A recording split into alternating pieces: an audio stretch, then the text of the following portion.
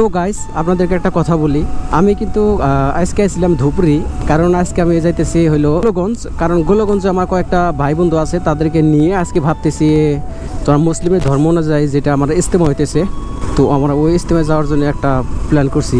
তো গাইস আপনাদেরকে একটা বিশেষ একটা খবর দেই অজিব টাইপের, যেহেতু আমি ধুপরি আমু, তো কিন্তু আমার কাছে কিন্তু কোনো মোবাইল চার্জিংয়ের জন্য কেবল ছিল না। তো তার জন্য ভাবলাম যে আমি ধুপরি থেকে ভাবলাম যে টাইপ সি দুটা কেবল কিনে নিব, ওখান থেকে তারপর আমি আসানিভাবে যেতে পারবো। কিন্তু কি হলো কথাটা, আমি যখন ধুপরি টাউনে পৌঁছালাম, ওখান থেকে আমি ভাবতেছি মেন রোড দিয়ে যাওয়ার জন্যে 1 কিলোমিটার আসার পরে যদি বলেন যে যদি একটা কোনো মোবাইল ফোনের দোকান, আমি কোনো মোবাইল ফোনের দোকানে পেলাম না। আমার কাছে এই ঘটনাটা কিছু আজিব টাইপের লাগলো। আরে এত বড় একটা টাউন আমাদের ধুপরি টাউন, এখানে যদি একটা মোবাইল ফোনের একটা কেবল পর্যন্ত যদি আমি কিনতে না পাই, তো তারপরে কী করলাম, ওখান থেকে একজনকে জিজ্ঞাসা করলাম যে ভাই এখানে আমি দুটো মোবাইল ফোনের চার্জার কিনবো, তো কোথায় পাবো আমি এখানে? তো উনি বলতেছে ভাই আপনি এক কাজ করেন, একবার ধুপরি বাজার চলে যান, ওখান থেকে আপনি আসানিভাবে কিনতে পারবেন। তো এই ঘটনাটা আমার কাছে কিন্তু আজিব টাইপের লাগলো। তো গাইস ভাবলেন যে এরকম একটা কাণ্ড হলো আমার সাথে। তো ভাই আপনারা যদি আমাদের ধুবড়ি বাজারে কোনো ঘুরতে আসেন, সবাই কিন্তু বস্তুগুলো ঠিক করে নিয়ে আসবেন, কারণ যেহেতু আমি এরকম একটা সমস্যায় পড়ে গেছিলাম, যাতে এই সমস্যা আপনি না পড়েন। তো গাইস আমি এখন যাব হইলো গোলগঞ্জ, ওখানে আমার একটা ভাই আছে, বন্ধু আছে, তাদেরকে নিয়ে আমরা তারপরে টাইবান যাব। টাইবান থেকে নালিয়া, ওখান দিয়ে আমরা ঘুরে লাস্টে রাত্রে হোক আর সন্ধ্যাবেলায় হোক, ওখান থেকে আমরা আমাদের যেটা ইজতেমা হইতেছে, তো আমরা ইজতেমায় ঢুকবো।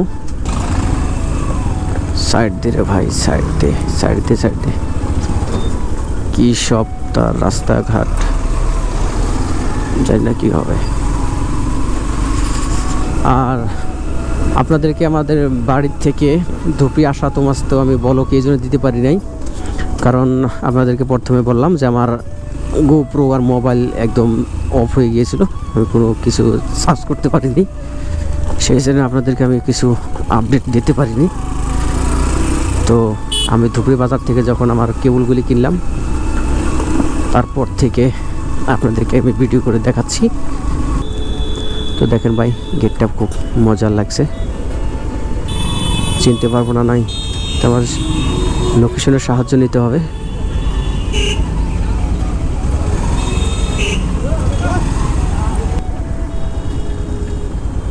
ভাই ভাই ভাই ভাই ভাই ভাই দেখেন ভাই, যে এগুলা ইজতেমার সব পাবলিক কীরকম করবে, যে যা পাচ্ছে ভাই। আমি হচ্ছে যাব এখানে যাব আমি, আর দেখেন আমি কোথায় চলে আসছি। আমি আসছি এটা দিয়ে, এখান দিয়ে এসে আমি এদিকে চলে আসছি, এদিকে যাওয়ার দিয়ে। অনজানা একটা দেশে গেলে এরকমই হয়। তো আপনারা দেখতে পারলেন যে আমি যদি লোকেশন কিছুক্ষণ আগে দেখতাম, তাহলে হয়তো এরকম আমার হতো না। আমি যে রাস্তাতে ঢুকবো তার থেকে প্রায় 2-3 কিলোমিটার আমি ভিতরে ঢুকে ফেলেছি ব্ল্যাক রাস্তা দিয়ে। তো এখন ওখান থেকে আবার ঘুরে আসলাম, এসে এখন লোকেশন ভালো করে চেক করে তারপরে যে গোলগঞ্জের দিকে রওনা দিলাম। তো আসলে আমি এই জায়গা দিয়ে কোনোদিন আসিনি, সেই কারণে এরকম হচ্ছে। একটাবার আমি জিজ্ঞাসা করে নিই যে এখানে গোলগঞ্জের রোড কিনা। এটা বলছি এটা কি গোলগঞ্জের রোড? গোলগঞ্জের রোড এটা ফাইনালি শুনে নিলাম, এটা যে গেলে আমি গোলগঞ্জে পাবো। তো আমি যখন 1 বছর আগে এসেছিলাম এখান দিয়ে, তো তখন এই রাস্তাগুলো অনেক ভাঙা ছিল।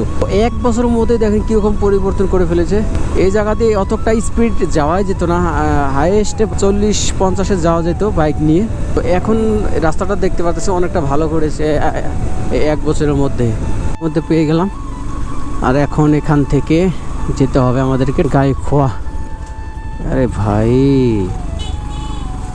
জায়গাটা একদম ব্লক করে দিয়ে আমি পশ্চিম গাইখোয়ার অ্যাড্রেসটা নিলাম। একটা ব্রিজ পার হতে হয়, এটার নাম হচ্ছে গোলগঞ্জ ব্রিজ। যে গ্রামটা দেখতে পারতেছেন, নদীর রাইট সাইডে যে গ্রামটা দেখতে পারতেছেন, এটাই হচ্ছে সেই পশ্চিম গাইখোয়া।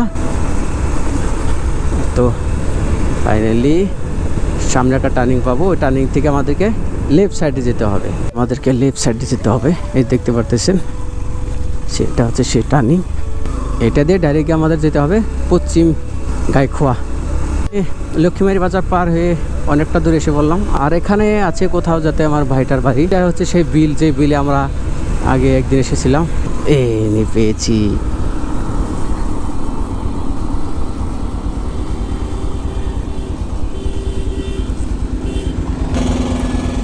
ভালো আছো? ভালো আছো ভাই? হেৎ, ওসি ওসি দেখা খাতেছে বাইরে, বিশ্বাস করো কি বাইরে গিয়ে পুলিশ পুলিশ লাগতেছে।